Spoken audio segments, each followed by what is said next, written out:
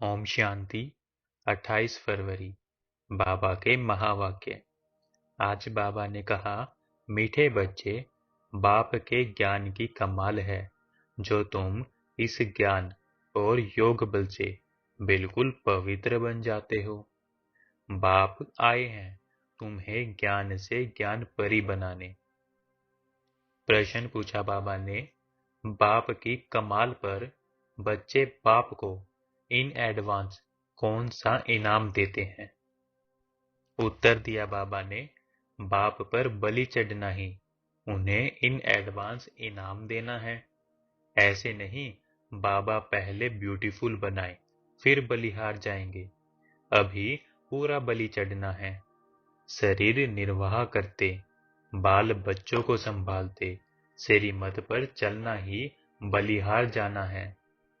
इस पुरानी दुनिया में तो ठिक्कर ठोबर हैं, इनसे बुद्धि योग निकाल बाप और नई दुनिया को याद करना है। गीत है, तू प्यार का सागर है। ओम शांति। बच्चे जानते हैं कि बाप सम्मुख बैठे हैं और जो दूर बैठे हैं सभी के प्रति कहते हैं, सुनना तो इन्हों को भी है। बच्चे जानते हैं कि बाप ज्ञान का सागर है, तो जरूर उनमें ज्ञान होगा ना। जैसे सन्यासी विद्वान है तो वह समझते हैं हम विद्वान हैं। बच्चे जानते हैं परमपिता परमात्मा माता पिता के सम्मुख बैठे हैं, वह ज्ञान सागर है। ज्ञान से सद्गति होती है। उस ज्ञान सागर से जैसे कि लोटा भर लो। सागर तो सदैव भरपूर है। सागर से कितना पानी सारी दुनिया को मिलता रहता है, कभी घुटता नहीं, अथाह पानी है। तो बाप भी है ज्ञान का सागर। जब तक जीते हैं उनसे ज्ञान सुनते ही रहते हैं। वह सदा भरपूर है। थोड़े से ज्ञान रतन दे देते हैं जिससे सारी सृष्टि सद्गति को पाती है। वह है ज्ञान का सागर, शांति का सागर, सुख का सागर। उनके संग से पतित से पावन बनते हैं। तुम हो ज्ञान गंगाएं। मानसरोवर होते हैं ना, सरोवर एक बड़ा तालाब है। वह भी कैलाश पर्वत पर दिखाते हैं। समझते हैं बड़ा सागर है जिसमें डुबका मारने से मनुष्य परी बन जाते हैं। परियों का अर्थ तो समझ नहीं सकते। परियां बहुत शोभनिक होती हैं। अब तुम बच्चे जानते हो, बाप हमको यह ज्ञान स्नान कराए ऐसा सुंदर शोभनिक ज्ञान परी बनाते हैं। वहां तो नेचुरल ब्यूटी होती है। यहाँ काजल क्रीम आदि लगाए श्रृंगार करते हैं। यह है आर्टिफिशियल ब्यूटी। तत्व भी तमो प्रधान है, वहाँ तत्व भी सतो प्रधान होते हैं। देवताओं जैसा शोभनिक कोई हो नहीं सकता। यहाँ की ब्यूटी में हेल्थ तो नहीं रहती, वहाँ तुम्हारी हेल्थ भी अच्छी और ब्यूटी भी रहती है। बच्चे समझते हैं बाबा तो कमाल कर देते हैं। मनुष्य बड़े बड़े मार्बल की मूर्तियां बनाते हैं अथवा अच्छे आर्ट से चित्र बनाते हैं तो उनको बहुत इनाम मिलता है। अब विचार करो, बाप ज्ञान और योग बल से हमको क्या से क्या बना देते हैं। यह तो बाप कमाल करते हैं। ज्ञान और योग की कितनी बड़ी बलिहारी है।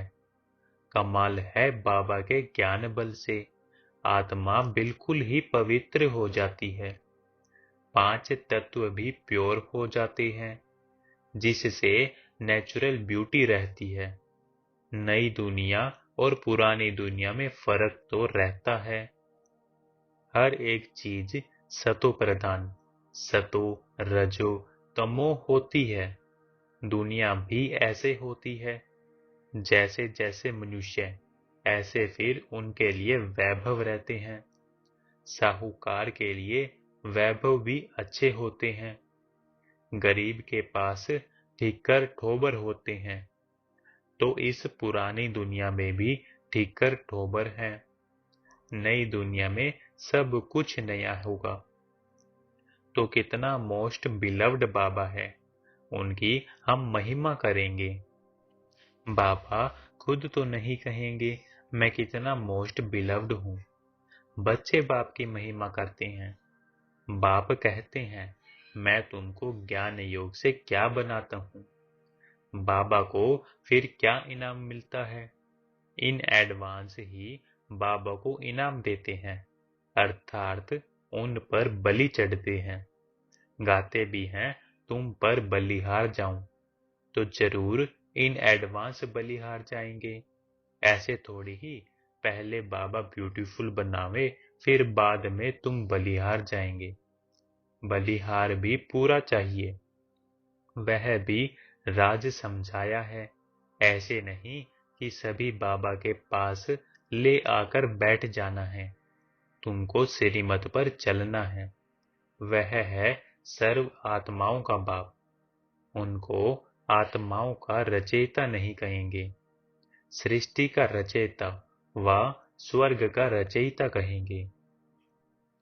बाकी आत्मा और यह खेल तो अनादि है, परंतु इस समय पुरानी दुनिया को नया बनाते हैं, चेंज करते हैं। शरीर तो विनाशी है। बाबा अब हमारी कितनी आयु बढ़ाते हैं, बेहद की आयु बन जाती है। वहाँ एवरेज 150 वर्ष आयु रहती है, यहाँ तो कोई की 1 वर्ष भी आयु रहती है, कोई की 1 मास भी नहीं चलती। जन्मा और मरा। वहाँ ऐसे नहीं होता, सबकी आयु बड़ी रहती है। कायदे अनुसार जल्दी से बर्तन टूट नहीं सकता। तो बाप समझाते हैं अब बहुत मेहनत करनी है। तुम शिव शक्ति सेना बाप के मददगार हो। तुम समझते हो इस समय रावण राज्य है, सब विकारी हैं। उन विकारियों से सन्यासी अलग हो जाते हैं, फिर सृष्टि रची नहीं जाती। सन्यासी सन्यास सृष्टि ही रचेंगे, अर्थात मुख से आप समान सन्यासी बनाएंगे। उनको वंशावली नहीं कहेंगे। वंशावली गृहस्थ आश्रम में रहते हैं। सतयुग में वंशावली फूल जैसी होती है। सन्यासियों की वंशावली हो नहीं सकती, लिमिटेड है। यह तो अनलिमिटेड है। गृहस्थ आश्रम कहते हैं, वास्तव में आश्रम तो बहुत ऊंचा ठहरा। आश्रम पवित्र होता है, विकारी गृहस्थ को आश्रम नहीं कह सकते। बाप पवित्र गृहस्थ आश्रम धर्मी बनाते हैं। माया रावण अधर्मी बना देती है। मनुष्य अधर्मी बन पड़े हैं। धर्मी अधर्मी मनुष्यों को ही कहेंगे, जानवर को थोड़े ही कहेंगे। तो बाप आकर धर्मी बनाते हैं, माया अधर्मी बना देती है, परंतु उनको जानते नहीं हैं। जैसे ईश्वर को नहीं जानते, वैसे माया को भी नहीं जानते। परमात्मा के लिए कह देते सर्वव्यापी है, परंतु सर्वव्यापी तो 5 विकार हैं। इस समय भक्त सब बाप को याद करते हैं, अर्थात सब में भगवान की याद है। ऐसे नहीं कि वह सर्वव्यापी है। 5 विकार ही दुख देते हैं, तो भक्त भगवान को याद करते हैं, बहुत दुखी हैं। फिर कह देते हैं दुख सुख भगवान ही देते हैं। रावण का नाम ही भूल जाते हैं और माया फिर संपत्ति को समझ लेते हैं। संपत्ति तो धन को कहा जाता है। इस समय सभी मनुष्य माया रावण के मुरीद हैं। तुम आकर ईश्वर के मुरीद बने हो। वह रावण के दुख का वर्षा लेते हैं, तुम बाप से सुख का वर्षा लेते हो। बाप आकर माताओं को गुरु पद देते हैं, यहाँ कहते हैं पति स्त्री का गुरु है, परंतु वह तो और ही पतित बना देते हैं। द्रौपदी ने भी कहा, हमारी लाज रखो। अब बाप कहते हैं, इन कन्याओं द्वारा ही उद्धार करूंगा। कन्या का गायन है, कुमारी वह जो पियर और ससुर घर का 21 जन्मों के लिए उद्धार करे। इस समय तुम कन्याएं बनती हो, माताएं भी कुमारी बन जाती हैं। ब्रह्मा कुमारियां हो ना, तो इस समय तुम्हारी महिमा चली आती है। कुमारियों ने कमाल की है, बाप ने ही कुमारियों को अपना बनाया है, तो नाम बाला करना है। माताएं भी ईश्वर गोद ले कुमारी बन जाती है, तो कन्याओं की महिमा वैसे तो सिर्फ गायन मात्र है। अब फिर प्रैक्टिकल में तुमको बाप जगाते हैं। बाप ने कुमारियों को अपना बनाया है। सीढ़ी चढ़ फिर उतरना मुश्किल हो जाती है। अभी भी देखते हो, कहते हो नाहिक शादी की। फिर बच्चे पैदा होने से मोह की रग जुट जाती है, तो बाप समझाते हैं, आधा कल्प कन्या को शादी कराए विकारी बनाया है। अभी बाप आया हुआ है, कहते हैं पवित्र बनो। देखते हो पवित्रता से सुख भी है तो मान भी है। सन्यासियों का कितना मान है, बंधन मुक्त हो जाते हैं। वह है पवित्रता का बल, वह कोई योग का बल नहीं है। योग बल सिर्फ तुम्हारे पास है। उन्हों का तो तत्व से योग, जहाँ रहते हैं। जैसे 5 तत्व है वैसे फिर छठा तत्व है, उनको ब्रह्म ईश्वर कह देते हैं। इसलिए उनका योग आर्टिफिशियल है। उस योग से विकर्म विनाश नहीं होते, इसलिए गंगा स्नान करने जाते हैं। अगर निश्चय होता कि योग से पावन बनते, तो फिर गंगा स्नान नहीं करते। इससे सिद्ध होता है कि उन्हों का योग कायदे से विरुद्ध है। जैसे हिंदू कोई धर्म नहीं, वैसे ब्रह्म भी ईश्वर नहीं।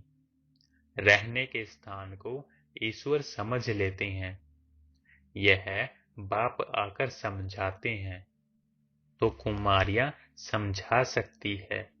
हम बीके इस भारत को स्वर्ग बनाते हैं। वर्ल्ड ऑलमाइटी अथॉरिटी राज्य बनाते हैं।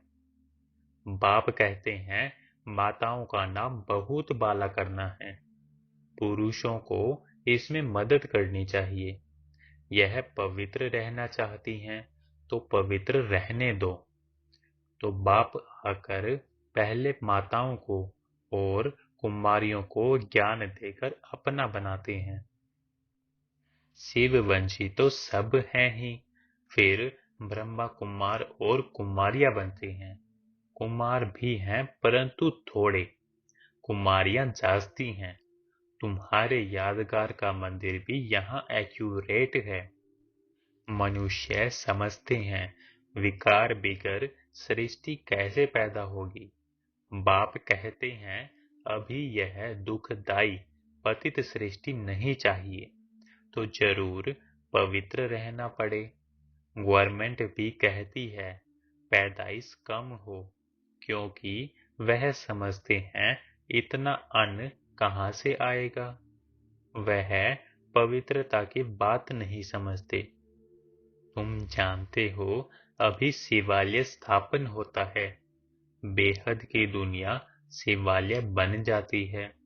उन्होंने तो एक मंदिर का नाम रख दिया है शिवालय। वह हो गया हद का शिवालय, यह बनता है बेहद का शिवालय। सारा स्वर्ग शिवालय कहेंगे।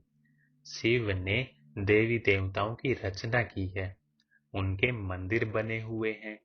वह है चैतन्य शिवालय। फिर यह वैशाल्य बनता है। चैतन्य देवताओं के जड़ मंदिर बनाकर उन्हों को फिर विकारी लोग पूजते हैं। शिवालय शिव बाबा बनाते हैं। मददगार है शिव शक्ति पांडव सेना। मेजोरिटी शक्तियों की होने कारण उन्हों का नाम बाला हुआ है। कन्याएं जास्ती हैं। शिव बाबा तुम्हें अपना बनाते हैं। श्री कृष्ण तो छोटा प्रिंस था, वह कैसे अपना बनाएगा? वह तो खुद ही स्वयंवर कर महाराजा बनते हैं। तो यहाँ शिव बाबा कंसपुरी से निकाल तुमको श्री कृष्णपुरी सतयुग में ले चलते हैं। यह है कंसपुरी। अब सारी दुनिया है एक तरफ और तुम थोड़ी बचियां हो दूसरी तरफ। आधा कल्प मनुष्यों ने उल्टा समझाया है, बाप ने आकर उल्टा समझाया है। आगे कॉन्ट्रास्ट का बहुत अच्छा किताब था। अभी तो पॉइंट्स भी और अच्छी निकाल रही है। बाप कहते हैं, दिन प्रतिदिन तुमको बहुत गुह्य बातें सुनाता हूँ। सब ज्ञान इकट्ठा तो नहीं देंगे, पहले हल्का सुनाते थे।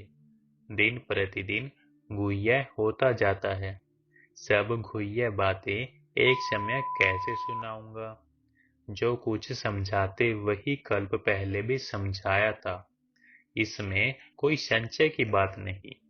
ऐसे नहीं कि आगे तो बाबा ऐसे कहते थे, अब फिर ऐसे कहते हैं। अरे पहले तो पहला क्लास था। अर्जुन बहुत पॉइंट्स हैं जो और निकलती रहेंगी। जब तक जिएंगे बाबा सुनाते रहेंगे। बाबा ने कुछ गुह्य राज सुनाया तो फिर बताएंगे। अभी हम पढ़ रहे हैं। उन शास्त्रवादियों को भी शास्त्र कंठ रहते हैं। अब 18 अध्याय तो है नहीं, यह तो ज्ञान सागर है, सुनाते ही रहते हैं।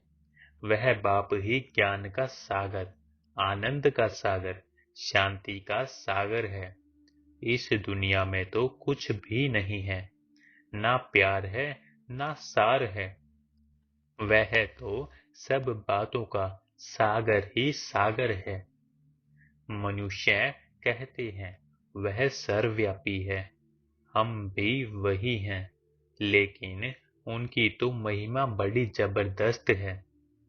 सभी भक्त साधु आदि उनको याद करते हैं। दुखी हैं तब तो कहते हैं वापिस निर्वाण धाम में जाएं। सो तो जब निर्वाण धाम का मालिक आए तब ही ले जाए। स्वर्ग की सौगात बच्चों के लिए बाप ले आते हैं। खुद स्वर्ग का मालिक नहीं बनते, बाप देते हैं स्वर्ग की सौगात। फिर रावण आकर दुख देते हैं। दुख को सौगात नहीं कहेंगे। स्वर्ग के सौगात की चाबी दी है कन्याओं को। कन्याएं भारत को स्वर्ग बनाती हैं।